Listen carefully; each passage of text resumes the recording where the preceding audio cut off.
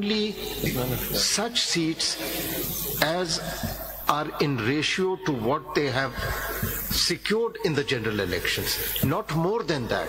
आपसे जो बार बार सवाल पूछा जा रहा है, I mean, prima facie, my reading of the article is that it is not mandatory that the assembly is complete, because there's a distinction between seats and members.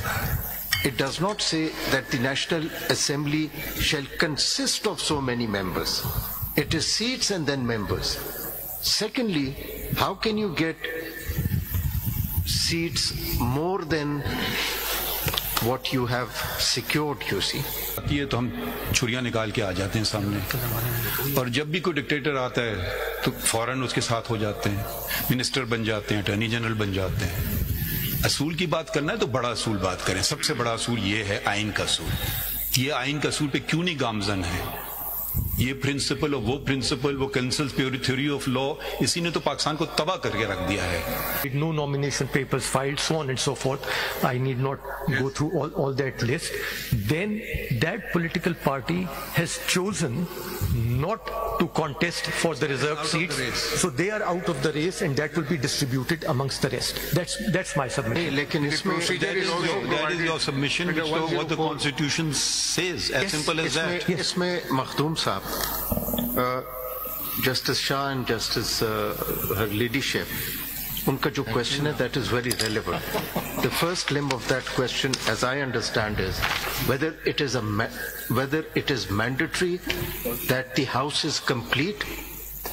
As I read sub-article 1 of Article 51, there is no such compulsion, or it is not mandatory that it has to be complete. The second limb is that according to the proportionate representation system, each political party would get only such seats as are in ratio to what they have secured in the general elections, not more than that.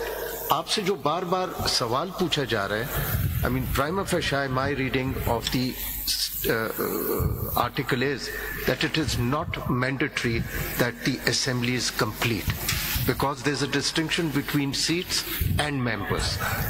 It does not say that the National Assembly shall consist of so many members. It is seats and then members. Secondly, how can you get seats more than what you have secured, you see? That is the question. Yes, ma'am. यहीं पे इसको supplement कर लीजिए। मैंने अपने question को थोड़ा सा दोबारा रिफ्रेश करता हूँ कि इस्लामिक लॉ ऑफ इनहेरिटेंस के अंदर के शेयर्स को तमाम स्टेट डिस्ट्रीब्यूट हो जाए और लेफ्ट ओवर होती है, फिर प्रिंसिपल ऑफ रिटर्न अप्लाई होता है। प्रोपोर्शनल रिप्रेजेंटेशन के अंदर क्या प्रिंसिपल ऑफ रिटर्न अप्लाई होता है? अगर नहीं होता तो फिर मेरा सवाल है कि how you got the seats? My lord, I would not import the laws of inheritance. That's a very complicated law on its own into the constitutional law. But may I go back to constitutional law, and may I make a submission on constitutional law? On constitutional law, my submission is that the House needs to be complete insofar as possible. There are exigencies as articulated by my Lord Justice Muni Bakhtar, where people may die, people may resign, people may decide to retire and submit a resignation, and then the Constitution provides how those are to be filled in, as happens in the case of vacancies on this honorable court. And that does not make the court dysfunctional, but there is also a period where these seats cannot be filled in, as articulated by my Lord Justice Muni Bakhtar, and that too is provided for in the Constitution. Over here, the proportional representation system is based on a proportionate division between the political parties. The independents, to start with, are excluded from the mix. To take my Lord Mr. Sayyid Mansoor Ali Shah's example, if in a house of 236 there were to be 2 political parties and 234 independents, because the proportion is in terms of the constitution between the political parties, it may sound extreme, but my submission on the language of the constitution is that the reserved seats will be divided equally between them. But what we're not reading in this is the seats secured by them in the General Assembly. So the general seats secured by them. So these two political parties, the next question would be, these two political parties have secured how many seats in the House? Yes. And then, if they've secured one each, they would have a corresponding share in the reserve. That's it. If they have 100 seats each, then they'll have a corresponding share in the reserve seats. But they can't just take the whole lot just because they're a political party. My Lord, if that were to be correct, then with great respect may I submit what will happen, that if there are 20 independents, because they do not represent a political party and they're excluded from the proportionate distribution, then those number of reserved seats will have to go vacant each time. Yes. So, but that is So historically Mr. to start. The question, as I said, is a unique question because this would not have arisen because of the complexion of the independents in the scheme. So we'll have to probably rely on which is a more sacrosanct and a higher principle. Is representativeness a higher principle, or is leaving some seats vacant another principle? Which is a higher principle? Could proportional representation, which comes out of the Constitution, not a higher principle that must be ensured at all times, and vacant seats would be a secondary principle which we can live with, but the other one cannot compromise or trump the other? My Lord, may I respectfully say the Constitution says, in accordance with law, through proportional representation of political parties' lists of candidates on the basis of total number of general seats. On the basis, so independents are out. Now, let us say if there are 100 independents and they don't join any political party, what is to be done with the 60 seats for women? Are they to be proportionately reduced? That can be one way of looking at the Constitution. My respectful submission is no, because the House needs to be complete insofar as possible. At the risk of, when you're completing the House, at the risk of changing the representativeness, that's a higher principle being offended. No, my Lord. No, my Lord. With respect, may I submit, no higher principle gets offended. Mr. Makhdoom Khan, just started. When you're talking about principles, please can you refer to the Constitution where this is listed? No, the Constitution over here recognizes... Is the concept of principle mentioned in the Constitution? We're expounding the Constitution. I'm just asking the Learned Counsel, is it or not? My Lord, my submission is that it is not. But there is a principle. Please read Article 5(2). Yes. No, yes. Please read it. Let's yes करके हम इसको इतना आराम से नजरअंदाज ना करें.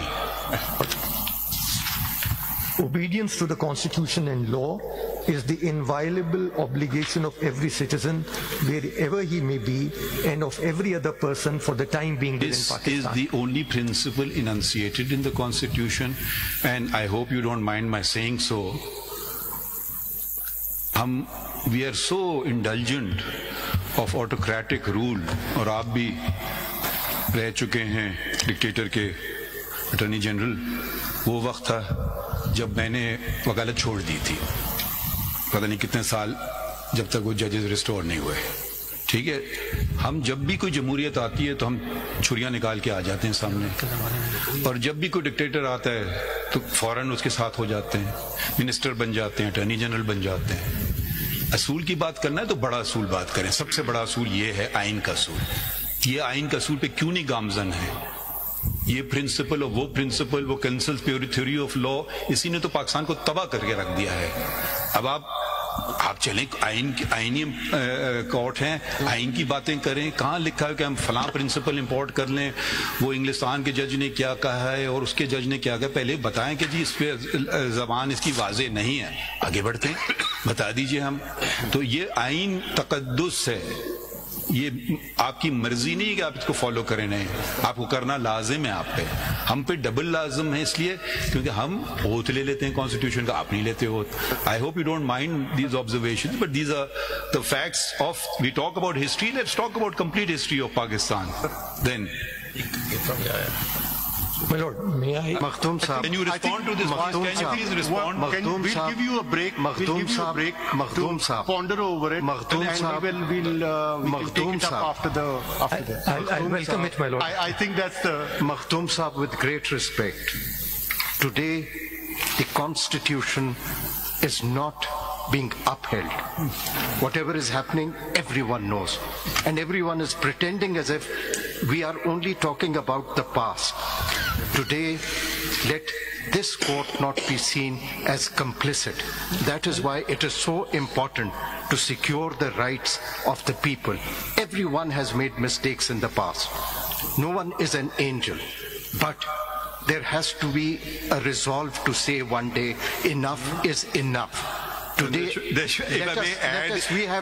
we should also acknowledge our mistakes. As a Supreme Court, today we have buried our heads in the sand, and we don't want to face the reality, but ultimately it will be our responsibility for every human right violation that is happening today. The enforced disappearances, I mean, we don't let them speak. We say that it's a political issue. It is not a political issue. My Lord. It is about the Constitution, the grave violations that are taking place. We cannot shut our eyes. And again, I would say, speaking for myself, the most important petition that is pending in this court is regarding the alleged irregularities on 8th of February elections, and it's known to everyone. My Lord, council have their limitations. Your Lordship sitting at that exalted